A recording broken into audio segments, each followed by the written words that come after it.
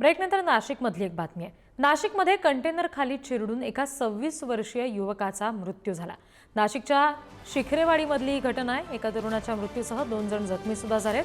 नाशिकच्या पासपोर्ट कार्यालयासमोर गतिरोधकावर तोल गेल्यामुळे ही दुर्घटना घडली। कंटेनरच्या मागच्या चाकाखाली सापडून जॉय कांबळे याचा जागीच मृत्यू झाला। चुकीच्या पद्धतीने लावलेल्या गतिरोधकामुळे अपघात झाल्याचा आरोप स्थानिकांकडून केला जातोय। गतिरोधक त्वरित हटवलं जावं, अन्यथा आंदोलन करणार असा इशाराही स्थानिकांनी दिलाय। शिखरेवाडीच्या स्पीड ब्रेकरवरती आता एक छोटासा अपघात झालेला आहे। छोटासा म्हणजे अतिशय दुर्दैवी घटना त्या ठिकाणी घडली आणि जॉय निकाळजे या तरुण मुलाचा त्या ठिकाणी अंत झालेला आहे। एक होतकरू मुलगा त्या ठिकाणी गेलेला आहे, परंतु प्रशासनाचा निष्काळजीपणा यामध्ये सविस्तर दिसतोय।